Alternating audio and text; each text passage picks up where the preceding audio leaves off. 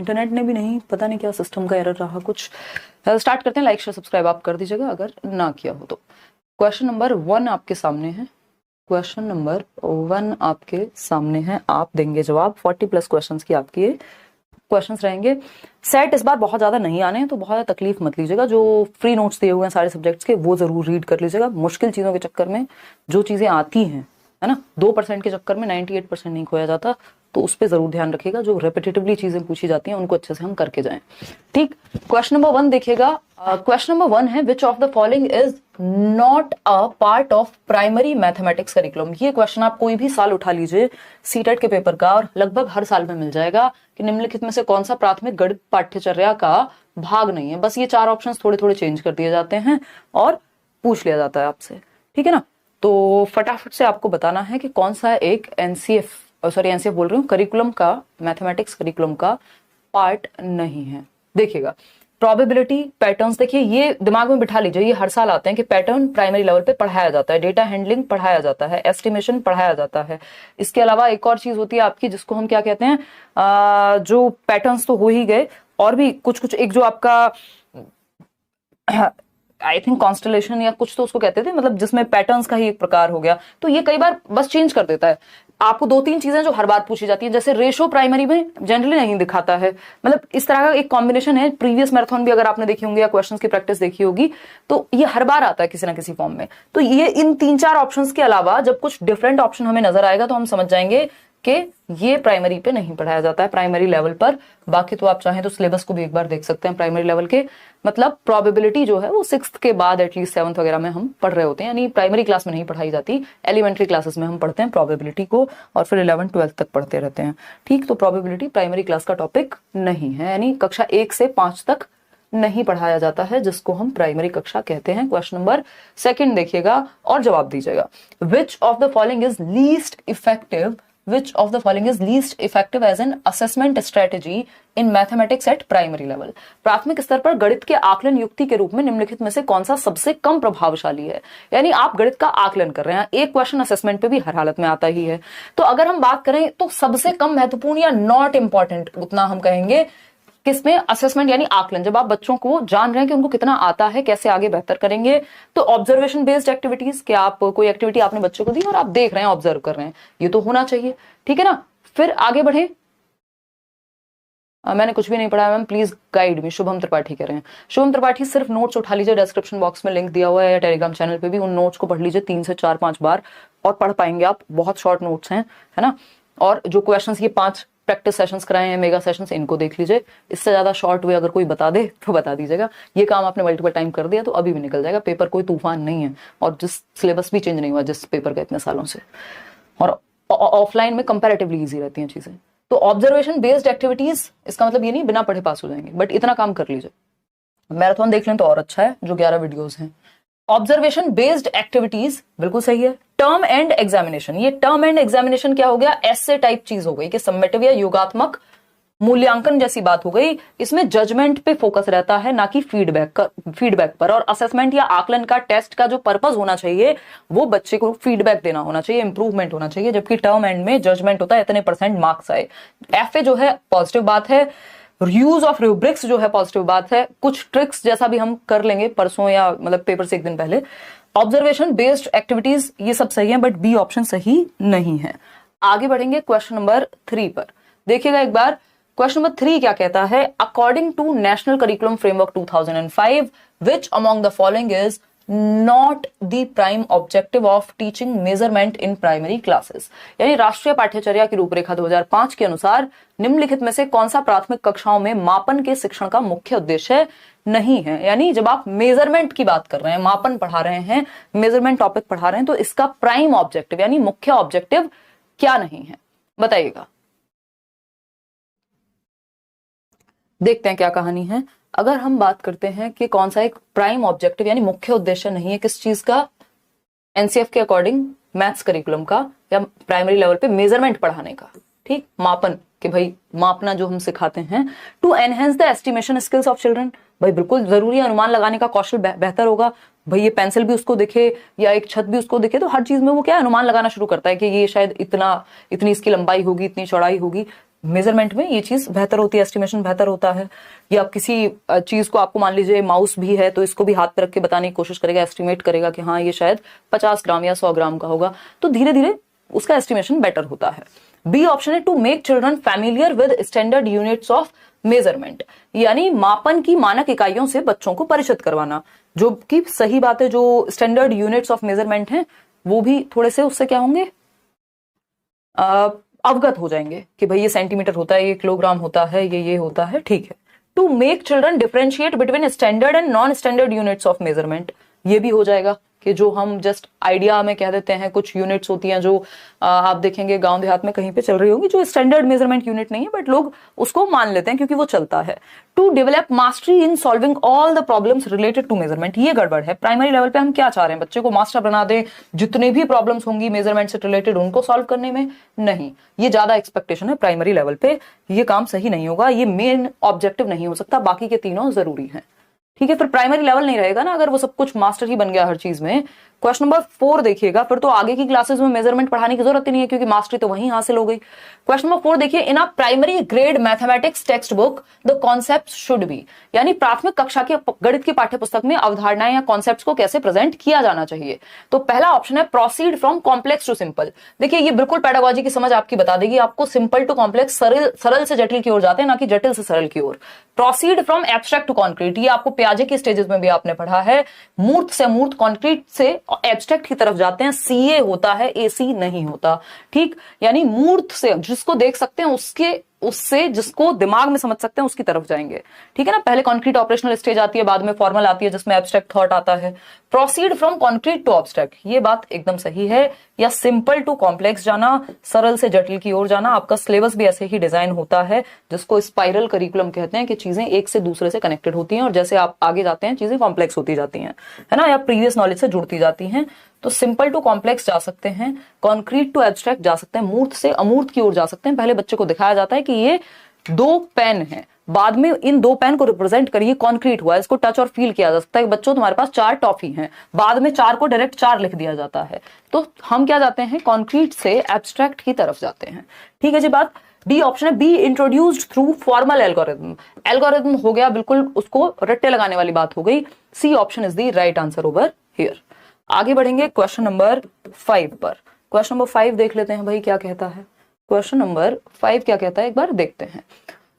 Which of the following is not a stage of school education as recommended in national education policy 2020, यानी NEP 2020 पे video बनाया हुआ है, एक बार search करके जो जो टॉपिक में दिक्कत हो उनको सर्च करो, यूट्यूब पे डालो, टॉपिक लिखो, आगे लिखो हिमांशी सिंह या लेट्स लर्न, आपको वो टॉपिक ज्यादा संभावना है कि मिल ही जाएगा।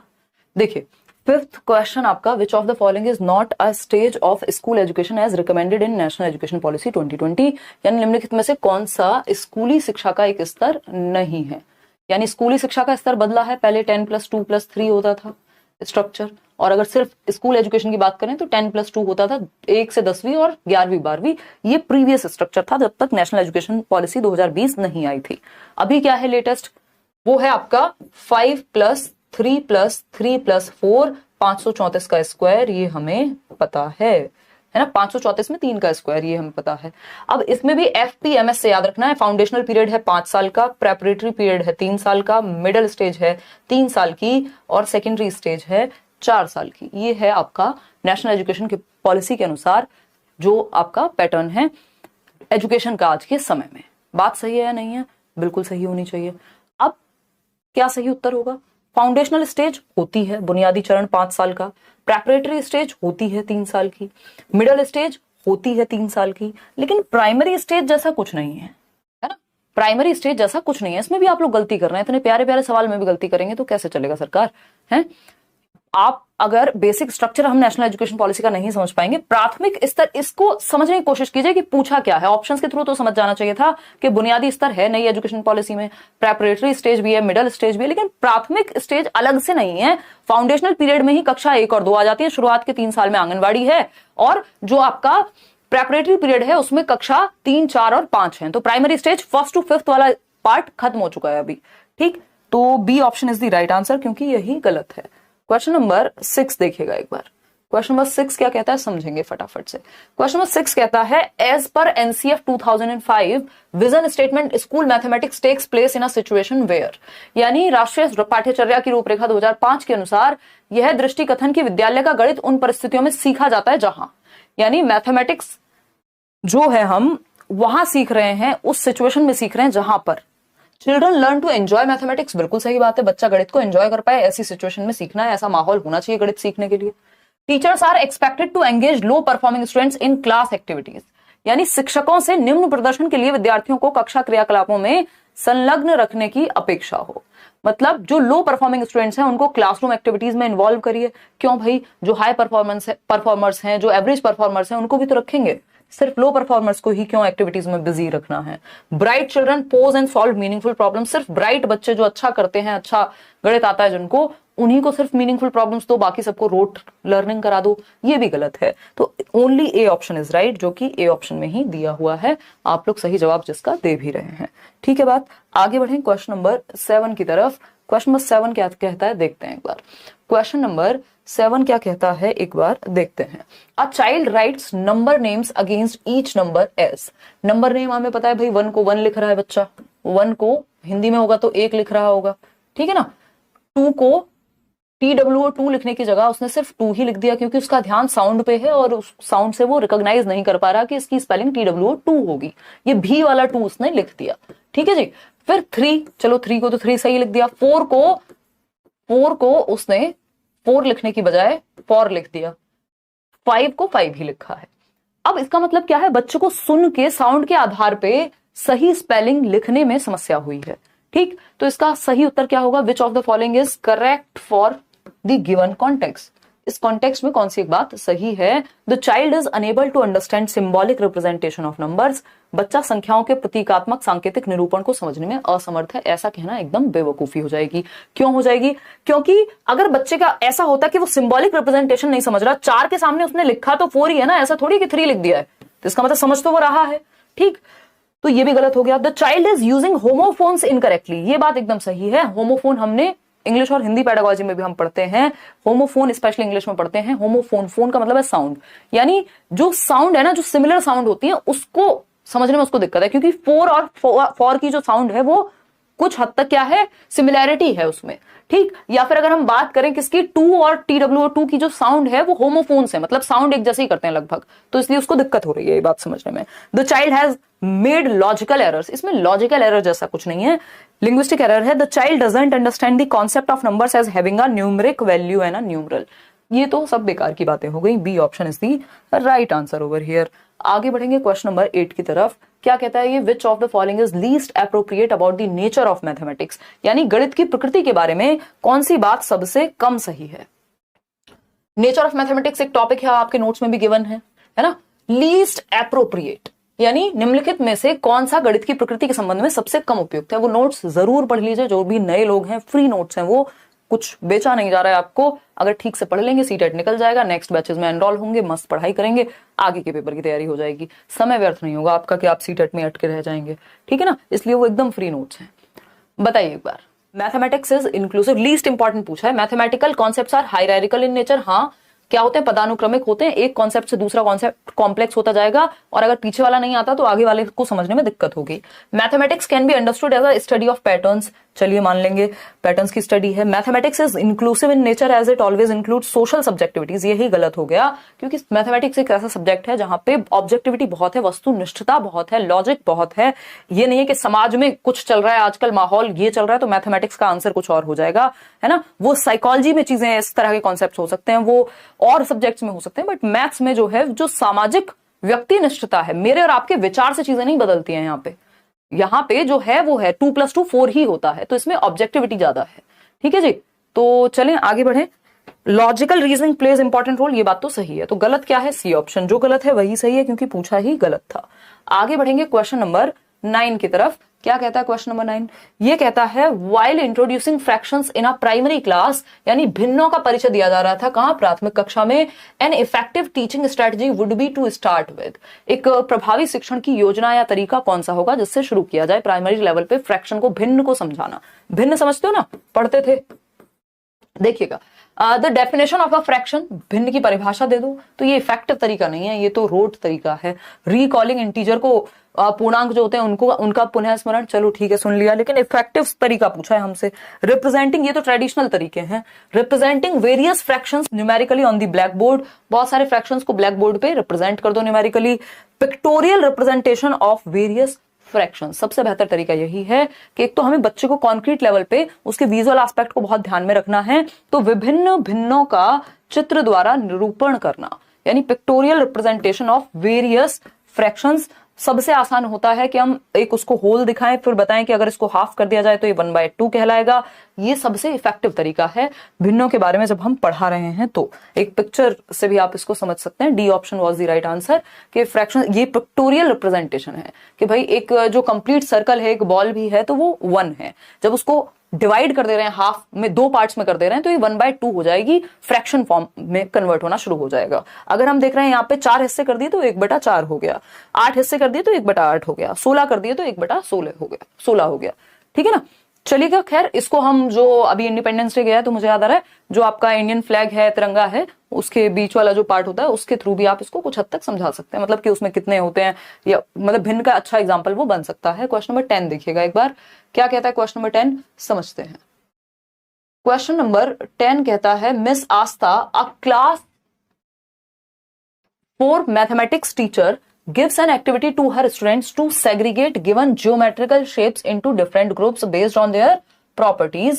शेप्स को सेग्रीगेट करना है, बांटना है उनकी प्रॉपर्टीज के आधार पे, उनकी आकृतियों में जो भी डिफरेंट डिफरेंट चीजें हैं, जो भी प्रॉपर्टीज हैं। भाई आपका स्क्वायर जो है चारों साइड बराबर होंगी, रेक्टेंगल है तो ऑपोजिट साइड्स इक्वल होंगी। अलग अलग प्रॉपर्टीज के आधार पे शेप्स को क्या करने की, कैटेगराइज करने की बात हो रही है या सेग्रीगेट करने की बात हो रही है, अलग अलग। She is assessing her students at dash level of geometrical thinking as per the theory of van Hiele. Van Hiele की थियोरी के, ये भी क्वेश्चन आता है, ये वैन हील से हर बार आता है क्वेश्चन। तो वैन हील की थियोरी के लेवल की अगर हम बात करें तो किस लेवल पे है, देखो शेप्स को कैटेगराइज करना है प्रॉपर्टीज के आधार पे। विजुअलाइजेशन में प्रॉपर्टीज का ध्यान नहीं होता, बच्चे के लिए ये भी सर्कल है या गोला है और ये भी गोला है जो कि ओवल शेप है, तो वो सिर्फ शेप के आधार पे देख करके ही विजुअलाइज कर लेता है, जो कि लेवल 0 कह लीजिए आप उसको। एनालिसिस में ऐसा होता है कि आप प्रॉपर्टीज के आधार पे समझते हैं, एनालाइज करते हैं कि भाई स्क्वायर की प्रॉपर्टी ये होती है कि चारों साइड इक्वल होती है, रेक्टेंगल की ये होती है ना, ट्रायंगल की ये होती है। तो विश्लेषण यानी एनालिसिस, जब प्रॉपर्टीज की बात आ जाए कि भाई उसके जो आकृतियों को विभिन्न समूहों में बांटने का क्रियाकलाप दिया गया है, ठीक है ना, किस आधार पे, गुणों के आधार पे, तो गुणों के आधार पे आपको विश्लेषण करना पड़ेगा कौन सी शेप किधर जाएगी। ये सब तो और हायर लेवल हो गए, प्राइमरी लेवल पे काम भी नहीं आते। तो B option is the right answer over here. Question number 11 देखिएगा एक बार और समझिएगा कि सही जवाब क्या होना चाहिए। Which of the following statements is true for Hindu Arabic या Indo Arabic system of numeration भी कहते हैं इसको। निम्नलिखित में से कौन सा कथन गणित की या गणन की हिंदू अरबी प्रणाली के बारे में सही है, गणन की हिंदू अरबी प्रणाली के बारे में सही है। 40% लोग कह रहे हैं डी ऑप्शन। डी ऑप्शन का मतलब है ए और बी। चलिए देखते हैं। Hindu Arabic system of numeration, it is based on the concept of place value. ये बेसिक बातें जो ध्यान रखनी है, ये भी क्वेश्चन रिपीट होता है। स्थानीय मान की अवधारणा आधारित है, मतलब ये प्लेस वैल्यू के सिस्टम पे आधारित है। बात एकदम सही है। डेसिमल्स का ध्यान रखा जाएगा। जो 10 अंक हैं 0 to 9 तक, है ना, उनके आधार पे पूरा जो है न्यूमरल सिस्टम ये बना हुआ है Hindu Arabic. All numbers can be represented using a finite set of digits from 0 to 9। यही बात बिल्कुल सही है, दोनों बातें, है ना। प्लेस वैल्यू का कॉन्सेप्ट यहाँ ध्यान रखा जाएगा। ये हायरोग्लाइफिक सिस्टम पे बेस्ड है, चित्रलिपि पे नहीं, ये नंबर्स पे बेस्ड है, चित्रलिपि पे नहीं, तो ये कहना गलत हो गया। The order of digits in a number is independent of whether the digits are written from right to left और लेफ्ट टू राइट। ऐसा होगा तो 0-9, ये कह रहे हैं कि 0-9 लिख दो, चाहे 9-0 लिख दो, लेफ्ट टू राइट लिखो, चाहे राइट टू लेफ्ट लिखो, कुछ बदलेगा ही नहीं। तो ऐसा तो नहीं होगा, ये तो गड़बड़ हो जाएगी। तो क्या हो गया, गलत हो गई ये बात भी। तो ए और बी ही सही है। इस तरह से देखें तो ए और बी कहां है, डी में सही है। इसका मतलब आप लोग सही जवाब दे रहे थे। चलिए ताली बजा दीजिए अपने लिए। क्वेश्चन नंबर 12 देख लीजिए अब इस बात पे। ये क्या कहता है क्वेश्चन नंबर 12, समझिएगा फटाफट से। क्वेश्चन नंबर 12 देखिएगा और समझिएगा। According to NCF 2005, which of the following statements is or are true about mathematics learning among primary grade learners?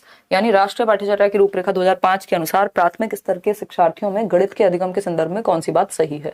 Children learn more when the teacher explains the concept and child reproduces it. ये rote memorization, रटने की तरफ ले जा रहा है। एक बिल्कुल आपका क्या कहें, एकदम एक ऐसा फंडा है जो हम हमेशा लगाते हैं पेडागोजी में कि बच्चे को एक्टिव रखना है ना। और यहाँ बच्चा एक्टिव नहीं है। रिप्रोड्यूस करने का मतलब हो गया बच्चा तो जो उसने याद किया, जो उसके दिमाग में गया उसी को उगल रहा है, मतलब पुनरुत्पादन कर रहा है। बच्चा मशीन थोड़ी है, फोन थोड़ी है जो फीड किया वही बता दिया निकाल करके नंबर। तो ये तो रटवाने वाली बात होगी, बच्चा एक्टिव नहीं है। Opportunities to be provided to the children to engage them in different activities, quizzes and discussions. यहाँ बच्चा एक्टिव है, ये बात पॉजिटिव है, बिल्कुल सही है, ऐसे हम पढ़ा सकते हैं। Connecting children's already existing ideas with the concepts to be taught, जो बच्चे की प्रीवियस नॉलेज है, जो उसका पूर्व ज्ञान है, उससे नए ज्ञान को जोड़ना। बी और सी सही है, जो कि ए ऑप्शन में नजर भी आ रहे हैं। 71% लोग सही जवाब दे भी रहे हैं। इसमें ए ऑप्शन गलत है क्योंकि वो रटने पे फोकस करता है और रटंत विद्या चलंत नहीं। क्वेश्चन नंबर 13 देखिएगा, क्या कहता है क्वेश्चन नंबर 13? ये कहता है a child arranges decimal numbers from largest to smallest as, यानी दशमलव संख्याओं को सबसे बड़ी से सबसे छोटी की तरफ बच्चा लेकर के जा रहा है। कैसे रिप्रेजेंट किया उसने? 0.082, 0.62, 0.36, 0.8। गड़बड़ नजर आ रही है कुछ? बताओ एक बार। तो the error made by the child is due to the misconception based on, क्या मिसकॉन्सेप्शन है बच्चे को? इक्वल ग्रुपिंग की दिक्कत है, मोस्ट सिग्निफिकेंट डिजिट, रीग्रुपिंग या प्रोपोर्शनैलिटी। दिक्कत किसकी है? मोस्ट सिग्निफिकेंट डिजिट, जो उसको लग रहा है सबसे ज्यादा सिग्निफिकेंट है, उस आधार पे उसने बांट दिया किसकी तरफ? छोटे से बड़े की ओर, ठीक है ना। तो जबकि भिन्न में चीजें डिफरेंट होंगी, सबसे सार्थक अंक के आधार पे उसने बांट दिया कि भाई चलिएगा। खैर आगे बढ़ेंगे नेक्स्ट क्वेश्चन पे। क्वेश्चन नंबर है 14। ये क्या कहता है क्वेश्चन नंबर 14? क्वेश्चन नंबर 14 कहता है which of the following is the least appropriate example of relational understanding in mathematics. निम्नलिखित में से कौन सा गणित में संबंधात्मक समझ का सबसे कम रूप से उपयुक्त उदाहरण है? यानी जो रिलेशनल अंडरस्टैंडिंग होती है, एक टॉपिक से दूसरे टॉपिक को कैसे कनेक्ट कर पाएंगे। Students can explain the division of numbers with the help of diagrams. ठीक है, ये तो रिलेशनल है। Students understand the relationship between area and volume. चलिए ठीक है, ये भी रिलेशनल है, एक कॉन्सेप्ट दूसरे कॉन्सेप्ट से जुड़ा हुआ, कैसे होगा। Students know the procedure to calculate the area of a rectangle, यानी विद्यार्थी आयत के क्षेत्रफल की गणना की क्रियाविधि जानते हैं। ये प्रोसीजर जानना है, इसमें रिलेशनशिप की तो कहीं बात ही नहीं हुई कि एक कॉन्सेप्ट से दूसरा कॉन्सेप्ट कहीं रिलेट हो रहा हो, तो यही लीस्ट इंपॉर्टेंट है या सही नहीं है। Students use manipulatives to explain equivalent fractions. चलो इसमें भी पॉसिबल है, संभावना है कि आप बच्चे को क्या है मैनिपुलेटिव्स दे रहे हैं, जिसका प्रयोग करके वो क्या कर पाएगा? इक्विवेलेंट फ्रैक्शंस को कनेक्ट कर पाएगा बेसिकली उन मैनिपुलेटिव्स का यूज करके। तो आगे बढ़ेंगे नेक्स्ट क्वेश्चन की तरफ।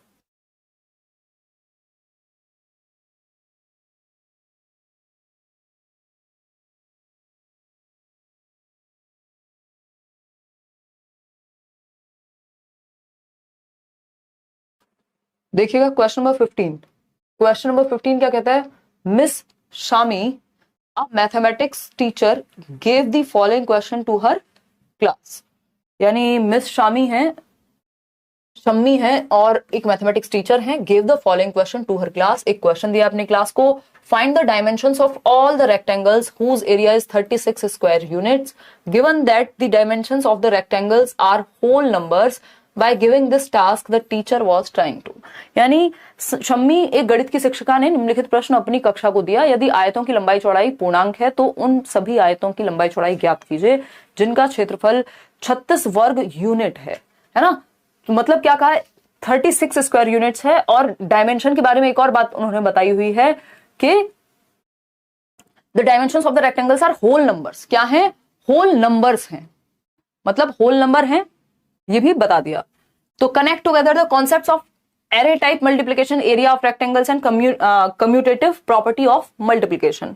Help students to recall multiplication table. क्या सिर्फ टेबल की बात हुई है? नहीं, यहां उनको कनेक्ट करने पड़ेंगे कई सारे कॉन्सेप्ट्स और बच्चे कनेक्ट कर पाए, इसीलिए ये क्वेश्चन पूछा गया है। ठीक है ना, इसीलिए ये क्वेश्चन पूछा गया है। ठीक है आदित्य सिंह चौहान, बहुत बढ़िया बात है, आपका पेपर क्लियर हुआ है ना। दोनों को कनेक्ट कर पाए, ये जितने भी 3 टॉपिक्स हैं इनको आपस में कनेक्ट कर पाए। फिर भी पढ़ लेते हैं। रिकॉल का तो मतलब ही नहीं है यहाँ पे कि सिर्फ मल्टीप्लिकेशन रिकॉल कराना है, और भी रिलेशंस हैं जो आपको देखने पड़ेंगे। लेट हर स्टूडेंट्स मेमोराइज, ये तो अपने आप में ही हट जाता है। Clarify the concept related to geometry and arithmetic.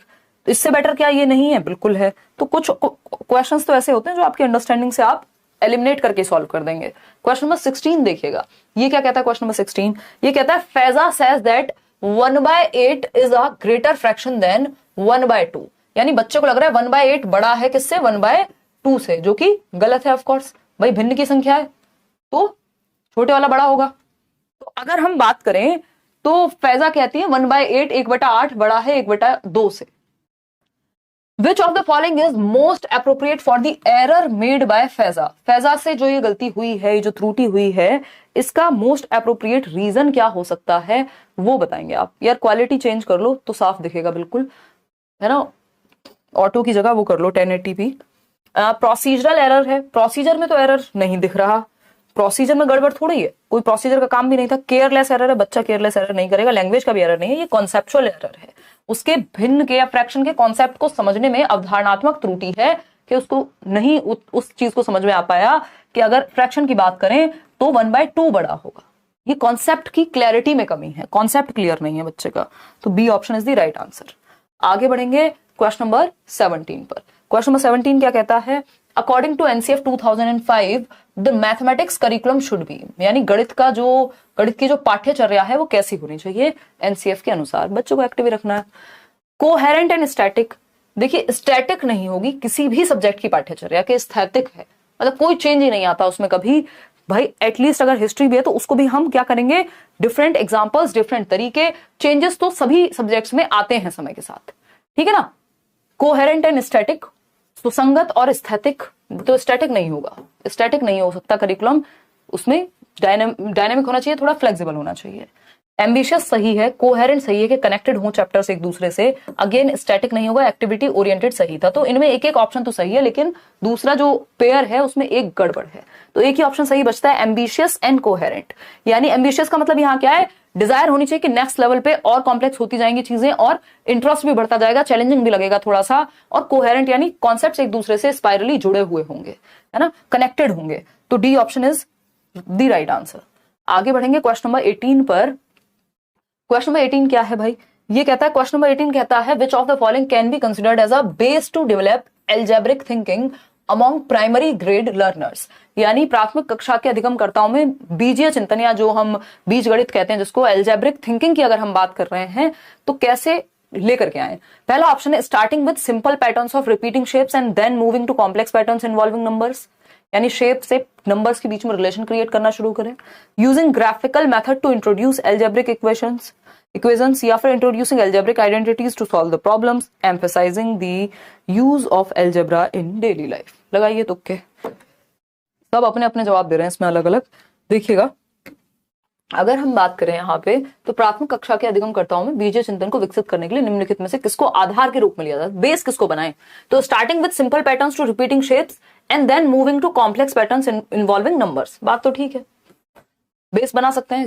Using graphical method to introduce algebraic equations, सिर्फ एल्जेब्रिक इक्वेशंस के बारे में नहीं है ये, ठीक है ना, ओवरऑल एल्जेब्रिक थिंकिंग के बारे में है कि थिंकिंग कैसे वो डेवलप होगी, कनेक्शन कैसे बिल्ड होगा। Introducing algebraic identities to solve the problem, emphasising the use of algebra in daily life. देखिए सुनने में अच्छा लग रहा है, emphasising the use of algebra in daily life, किस बात के बारे में? प्राथमिक कक्षा के अधिगमकर्ताओं में बीजीय चिंतन को विकसित करने के लिए निम्नलिखित में से किसको आधार बनाएं। आधार इसको बना लीजिए, इससे अपने आप डेली लाइफ से कनेक्ट हो जाएंगी चीजें, क्योंकि जो सिंपल पैटर्न्स हैं, जो रिपीट होती हैं शेप्स, उनको धीरे धीरे कनेक्ट करेंगे जो कॉम्प्लेक्स चीजें हैं, तो एक थिंकिंग का वे बिल्ड हो जाएगा। आगे बढ़ेंगे, डी के साथ नहीं जा रहे हैं यहाँ पे। क्वेश्चन नंबर 19 देखिएगा, when asked to multiply 25 by 7, 25 को 7 से गुणा करने के लिए जब कहा गया एक स्टूडेंट को, तो बच्चा क्या करता है, 25 को ऐड कर देता है 7 टाइम्स, यानी when asked to multiply 25 by 7 a student adds 25 7 times. Which of the following statements is correct with respect to the given context? The use of formal algorithm needs to be emphasized over informal strategies. यानी जो formal algorithm जो है उसका use क्या करें, emphasise करें, informal strategies से उसको सिखाएं। अनौपचारिक युक्तियों के बजाय औपचारिक कलन विधि के उपयोग पर बल देना, यानी इनफॉर्मली मत करो भाई, जो एल्गोरिथम है, जो फॉर्मूला सेट है, उसके अलग नहीं जाना, जबकि आप बच्चे को एक्सपेरिमेंट करने दे सकते हैं, इसमें कोई दिक्कत है नहीं।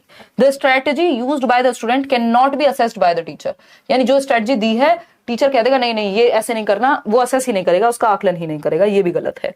The student has creatively extended the knowledge of addition to multiplication, ये बात एकदम सही है। बच्चे ने क्या किया है, क्रिएटिवली एक्सटेंड किया कि इस चीज को ऐसे भी कर सकते हैं। तो इस चीज में हम बच्चे को ये नहीं कहेंगे नहीं नहीं तुम्हें तो बताया था ऐसे ही करना था, ऐसे क्यों कर दिया। जब वो सही है, अगर 25 को 7 बार ऐड करके उसने निकाल दिया जब मल्टीप्लाई करने को कहा, तो वो भी एक क्रिएटिव वे है, ठीक है ना, मल्टीप्लीकेशन का। हैज नो कॉन्सेप्चुअल अंडरस्टैंडिंग ये नहीं कहेंगे, अगर नहीं होती तो वो गलत ही करता। फिर C option is the right answer. Question number 20 देखिएगा। अगर हम बात करें क्वेश्चन नंबर 20 की, तो children's mathematical reasoning abilities at primary level can most appropriately be inferred by, यानी प्राथमिक स्तर पर बच्चों की गणितीय तर्क क्षमता का सर्वाधिक उपयुक्तता से डैश के द्वारा अनुमान लगाया जा सकता है। Step by step completion of questions given age home task, यानी स्टेप बाय स्टेप उनको होमवर्क में बस काम कंप्लीट करना, ये एकदम खराब तरीका है। Achievement in regular MCQ based test, बच्चा एक्टिव नहीं है इन दोनों ऑप्शन में। एनालाइजिंग देयर एरर्स, हाँ पॉजिटिव है। मेमोराइजिंग ऑफ फॉर्मल एल्गोरिथम, ये एकदम खराब है। क्या करेंगे आप? एनालिसिस, एनालाइजिंग देयर एरर, बच्चे की जो गलतियां हो रही हैं उन त्रुटियों का विश्लेषण करके ही हमें पता लगेगा कि जो तर्क है या जो कॉन्सेप्ट की क्लैरिटी है वो किस हद तक आई है या नहीं आई। ये बाकी के 3 ऑप्शन में बच्चा ही एक्टिव नहीं है, तो वो तो वैसे ही हट जाते हैं, चाहे आपको गणित बहुत ज्यादा ना भी आता हो। ठीक है जी। एडमिट कार्ड कब आएंगे, कोई कह रहा है। एडमिट कार्ड 2 दिन पहले आएंगे, प्री एडमिट कार्ड तो आ ही गया ना, तो 18 को आ जाएंगे एडमिट कार्ड आपके, है ना। कल 17 है, हम सीडीपी मैराथन करेंगे। हो सकता है अगले साल से सिर्फ सीडीपी मैराथन ही रहने दें, या फिर मूड बना तो कराएंगे। मैं तो पिछले साल ही सोच रही थी कि अब नेक्स्ट ईयर से मैराथन को डिसकंटिन्यू करेंगे, बहुत साल हो गए। देखिएगा एक बार question number 21, which of the following is और are responsible for fear and failure in mathematics according to NCF 2005, यानी राष्ट्रीय पाठ्यचर्या की रूपरेखा 2005 के अनुसार निम्नलिखित में से कौन सा गणित में भय और असफलता के लिए उत्तरदायी है। यानी बच्चों में मैथमेटिक्स के प्रति क्या है, फियर होता है, ये बात बिल्कुल सही है। उसमें सोसाइटी भी और टीचर्स भी एक रोल प्ले करते हैं। माँ बाप भी कहेंगे नहीं गणित तो बहुत मुश्किल होता है, टीचर्स भी ऐसा ही कहेंगे, तो बच्चे के दिमाग में बैठ जाता है ना। तो ऐसे मिसकॉन्सेप्शंस हैं, फेलियर, फियर ऑफ फेलियर और फियर मैथमेटिक्स के प्रति, यानी फेल हो जाएंगे, और दूसरा गणित मुश्किल है, इन दोनों चीजों का भय होता है। एनसीएफ क्या कहता है? एनसीएफ के अकॉर्डिंग ये बात है, एनसीएफ ने ऐसा कहा है, बात ठीक है। प्रीडोमिनेंस ऑफ सिंबॉलिक लैंग्वेज, क्योंकि प्रतीकात्मक भाषा का प्रभुत्व होता है गणित में, यानी प्रतीकों का इस्तेमाल बहुत ज्यादा है, बात तो सही है ना। सारी चीजें सिंबल्स में ही चल रही हैं। अगर हम देखेंगे गणित में तो सिंबॉलिक जो लैंग्वेज है उसका काफी महत्व है, गणित की अपनी एक लैंग्वेज है अगर हम कहें, बात सही है। क्यूमुलेटिव नेचर ऑफ मैथमेटिक्स, क्या है, क्यूमुलेट होती हैं चीजें। अगर छठी में नहीं पढ़ा 7वीं कक्षा में दिक्कत आएगी, एक दिन क्लास मिस कर दी, नेक्स्ट स्टेप समझ नहीं आएगा कौन सा तरीका बताया था सर ने या मैडम ने, बात तो सही लग रही है। संचयी प्रकृति है, चीजें जुड़ती जाती हैं, कॉम्प्लेक्स होती जाती हैं, है ना, स्टोरी नहीं है, सिर्फ करके देखना पड़ेगा। अगर मेथड में किया तो कर दिया। जेंडर स्पेसिफिक एबिलिटी होती है, ऐसा एनसीएफ नहीं कहता कि लड़कियां गणित में कमजोर होंगी, लड़के गणित में अच्छे होंगे, ये सब सोसाइटी वाली बात है। Formative assessment techniques, formative assessment technique जो है ये फेलियर इनसे नहीं होगा, बल्कि ये तो हेल्पफुल होती है कि बच्चे का फीडबैक मिलेगा आपको। तो फर्स्ट और सेकंड सही है। फर्स्ट सेकंड कहां सही है? ए और बी सही है, ए और बी। और आप लोग क्या जवाब दे रहे हैं? C option. क्या करते हो भाई, है? तो प्रीडोमिनेंस ऑफ सिंबॉलिक लैंग्वेज एक रीजन तो ये है ना। उत्तरदायी कौन है कि भय क्यों होता है बच्चों में और फेलियर क्यों होता है? जेंडर स्पेसिफिक एबिलिटी के कारण नहीं। ए और बी इसमें सही होगा, जो कि आप लोग सही जवाब दे भी रहे हैं मेरे ख्याल में, ठीक है ना। चलें आगे बढ़ें। क्वेश्चन नंबर 22 देखिएगा, ये क्या कहता है? 22वां सवाल। 22वां सवाल कहता है आपका, 22वां सवाल क्या कहता है देखिएगा।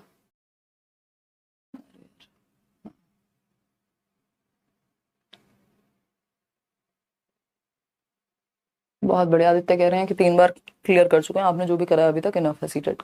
हाँ क्रैक तो यार आराम से कर जाओगे।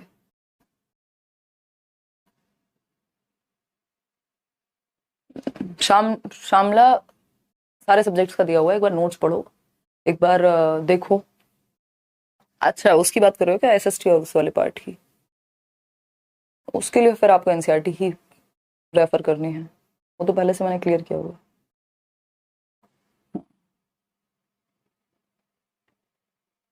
भूमिका कुछ दिन की छुट्टी की थी मैंने एप्लीकेशन पे, एक आध दिन में कंटिन्यू कर दूंगी मैं class, don't worry.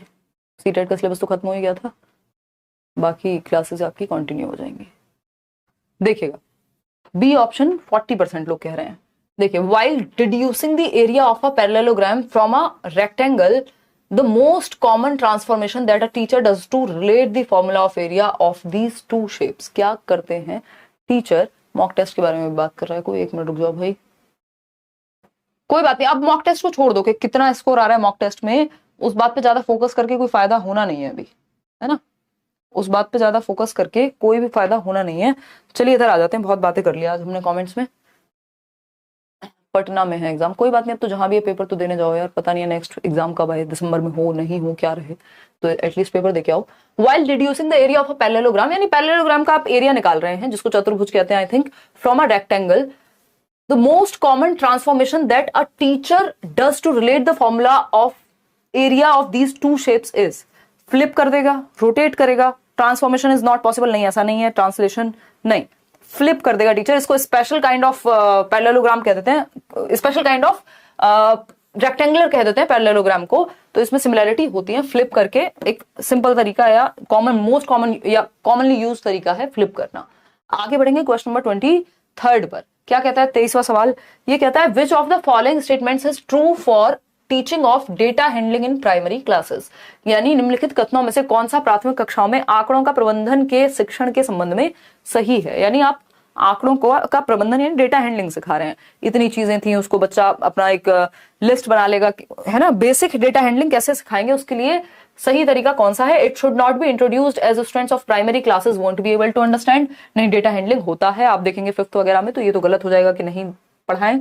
It doesn't relate to mathematical concepts in arithmetic and geometry, ये भी कहना गलत होगा। It can be introduced informally in primary classes as students of primary classes can relate it to their daily life experiences. It demands higher cognitive skills which are not possessed by, मतलब primary बच्चों के लिए primary level पे अगर नहीं होता तो syllabus में ही नहीं होता ना, अगर वो सीख नहीं सकते होते, उनका दिमाग इस लेवल पे नहीं होता तो हम सिलेबस में ही नहीं देते, तो ये कहना तो गलत होगा। इसका प्राथमिक कक्षाओं में अनौपचारिक रूप से परिचय दिया जा सकता है, क्योंकि प्राथमिक कक्षाओं के विद्यार्थी इसे अपने दैनिक जीवन के अनुभवों से कनेक्ट कर पाएंगे।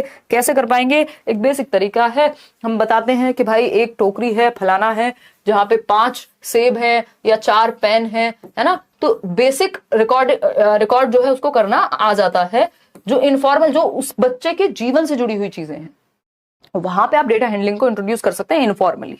तो C option is the right answer, क्योंकि वो बच्चा लाइफ से कनेक्ट कर पाएगा उस चीज को। क्वेश्चन नंबर 24 देखिएगा, ये क्या कहता है, ये कहता है which of the following is not true for the use of manipulative aids in mathematics at upper primary level. बताइएगा एक बार, उच्च प्राथमिक स्तर पर गणित में हस्त कौशल सहायक सामग्री के उपयोग के बारे में क्या सही नहीं है, बताइएगा एक बार, फटाफट से बताइएगा। देखिए निम्नलिखित में से कौन सी उच्च प्राथमिक स्तर पर गणित में हस्त कौशल सहायक सामग्री के उपयोग के बारे में सही नहीं है। अपर प्राइमरी लेवल पर यूज ऑफ मैनिपुलेटिव एड्स, अलग अलग कोई आपका मॉडल हो सकता है जो बच्चे को बना करके दिखाया जाए, इनके बारे में कौन सी एक बात सही नहीं है। वो डल जाएंगे वॉइस ऑफ हार्ट, टेंशन क्यों लेते हो भाई, देखिएगा एक बार, चीजें हो नहीं पाई, नहीं तो इस बार तो बोला ही हुआ था कि मतलब करा दिया जाएगा। मैराथन की अगर बात करें, देखो एक बार, बिल्कुल बिल्कुल दिलीप मिलेंगे एकदम, आप लोग सीटेट क्रैक कीजिए फिर आगे के एग्जाम में भी। B option, they are use to utilise, देखते हैं, they help in understanding complex concepts in mathematics, यानी जो मैनिपुलेटिव एड्स हैं, यानी जो टीचिंग लर्निंग मटेरियल है मैथ्स के, चाहे वो आपके चार्ट्स हो सकते हैं, चाहे वो आपके मॉडल्स हो सकते हैं, या कोई भी इस तरह की सामग्री या डेली लाइफ के कुछ ऑब्जेक्ट्स हो सकते हैं, उनको एड के रूप में यूज किया जाएगा, तो वो कॉम्प्लेक्स कॉन्सेप्ट को समझने में हेल्प करते हैं। They are use to utilise leisure time in a mathematics classroom, ऐसा कहना गलत होगा कि एक्स्ट्रा टाइम को पास करने के लिए, खाली समय बिताने के लिए करना है कुछ काम, अंताक्षरी थोड़ी है ना, तो ये कहना गलत होगा। टीचिंग एड के लिए, टाइम पास के लिए टिचिंग एड यूज नहीं किए जाते। पेडागोजिकल रिसोर्स है, असेसमेंट के लिए, कॉन्क्रीट रिप्रेजेंटेशन है कि जो बच्चा पढ़ रहा है उसको कॉन्क्रीट रूप में जब हम दिखा रहे हैं कि भाई ये एक सिलेंड्रिकल शेप है या कोई भी शेप की अगर बात हो रही है ना, तो आगे बढ़ेंगे, B option is the right answer. Question number 25 देखिएगा, an elastic band of 10 centimetre length is stretched by 5 centimetre, यानी एक इलास्टिक बैंड है जो 10 सेंटीमीटर लंबे लचीले फीते को 5 सेंटीमीटर और खींच दिया जाता है। What is the new length of the elastic band, अब नई लेंथ क्या हो गई भाई, 10 सेंटीमीटर था, 5 और खींच दिया गया, नई लेंथ के लिए क्या करेगा बच्चा, ऐड करेगा, ठीक है ना। हेमलता प्रेजेंट्स दी, रेशो की कहां जरूरत पड़ रही है, यहाँ पे रेशो की कहां जरूरत पड़ रही है, ये थोड़ी पूछा है, न्यू लेंथ पूछी है, ये नहीं पूछा कितने % से बढ़ा है, ऐसा कुछ नहीं पूछा है।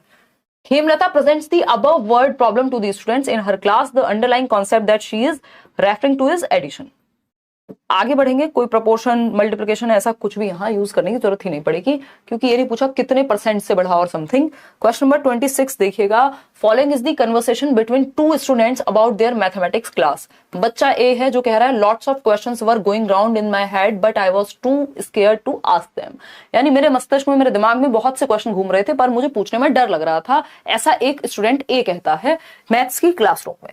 बच्चा बी है वो कहता है I feel scared of asking questions in mathematics as I would look stupid if I got it wrong. बच्चा बी है वो कहता है मैं गणित में प्रश्न पूछने में बहुत डरती हूं क्योंकि मुझे लगता है कि यदि वे गलत हुए तो कहीं मैं बेवकूफ ना कहलाऊं।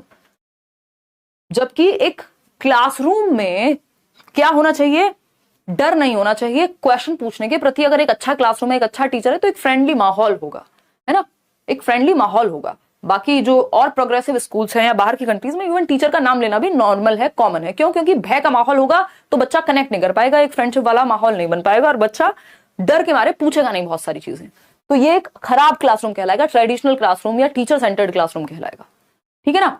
अगर अब मॉक में क्या आ रहे हैं सोनी, उस मॉक को छोड़ दो, साइड में रख दो, 3 दिन बच्चे हैं पेपर में, नोट्स को 50 बार चाहे कर लो रिवाइज, उन मॉक को लगाने की बजाय अभी इस समय पे मॉक सभी छोड़ दें तो अच्छा है इस समय पे, है ना।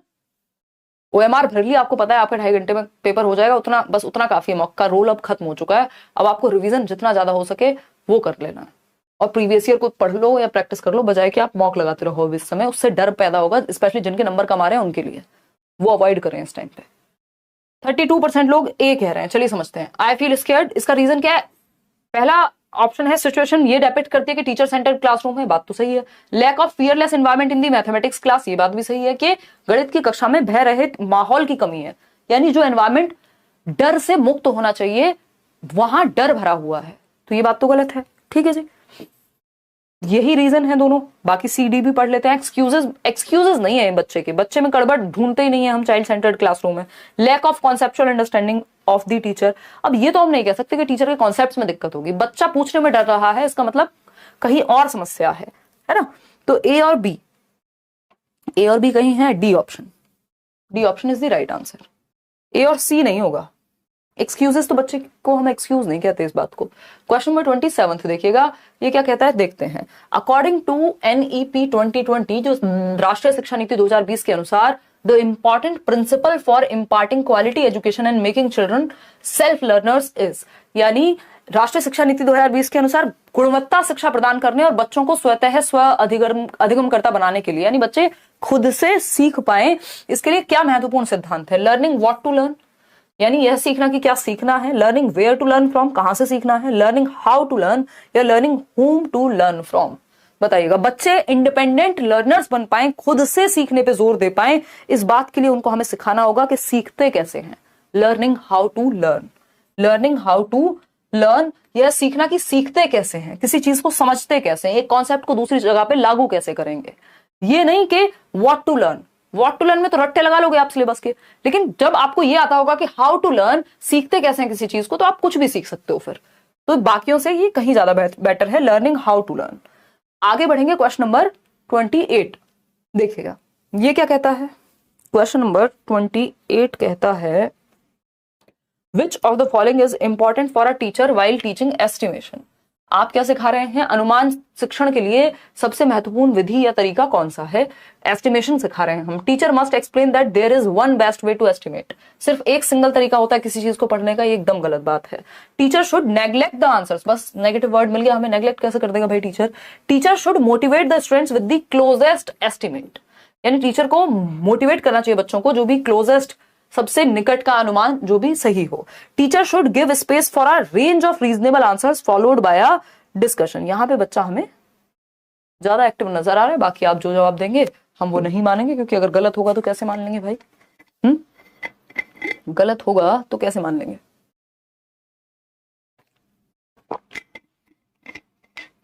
नेक्स्ट बैचेस जल्दी आएंगे भाई, देखिएगा एक बार। कोई पूछ रहा है भाई हम क्या करेंगे? स्पेस, एक तो बच्चा एक्टिव है, यहाँ स्पेस देना बच्चे को, रेंज ऑफ रीजनेबल आंसर्स, जो उसके दिमाग में रीजनेबल आंसर्स आ रहे हैं उसके बारे में, और फिर उस पर चर्चा करना। बच्चा ज्यादा एक्टिव है, बजाय कि सिर्फ जो क्लोजेस्ट एस्टिमेट है उसके साथ चले जाएं, तो डी ऑप्शन ज्यादा बेटर है सी से। क्वेश्चन नंबर 29 देखिएगा क्या कहता है, समझते हैं। अगर हम बात करें, बीच में एक्स्ट्रा कमेंट्स करने से बचें, है ना, फोकस करें, जनरली पीवाईक्यू होता भी नहीं है, इस बार एक्स्ट्रा में डलवाया है, उसकी बात करो ना अगर आप, तो एक बार मैं वो भी एक बार टीम से डिस्कस करके कर लूंगी। गणित में नैदानिक परीक्षा का प्राथमिक उद्देश्य क्या है, यानी primary objective of diagnostic test in mathematics. Mathematics में डायग्नोस्टिक टेस्ट का प्राथमिक ऑब्जेक्टिव या उद्देश्य क्या है? डायग्नोस्टिक टेस्ट किस लिए होता है? गैप का पता करने के लिए। To emphasise parents to keep home tuitions, नहीं, कोई सेंस नहीं है। रिपोर्ट कार्ड प्रिपेयर करने में मदद मिलेगी, नहीं। To understand the child's learning gaps, बिल्कुल। डायग्नोस करना मतलब पता लगाना कमी कहां रह गई है और फिर रेमेडी देंगे, इसके बाद रेमेडियल टीचिंग होती है। To distribute children in different sections of a class, जी नहीं, तो C option is the right answer over here. Question number 30 देखिएगा एक बार, क्या कहता है क्वेश्चन नंबर 30? ये कहता है a student in a mathematics class says that a square is both a parallelogram and a rectangle. He further says all rectangles are also parallelograms. According to Van Heel's theory of geometric thinking, the student is at which level of geometric thinking? बताइएगा फटाफट से। गणित की कक्षा में एक विद्यार्थी कहता है कि एक वर्ग, एक समानांतर चतुर्भुज और एक आयत दोनों है, यानी जो स्क्वायर है वो पैरेललोग्राम भी है, वो एक रेक्टेंगल भी है।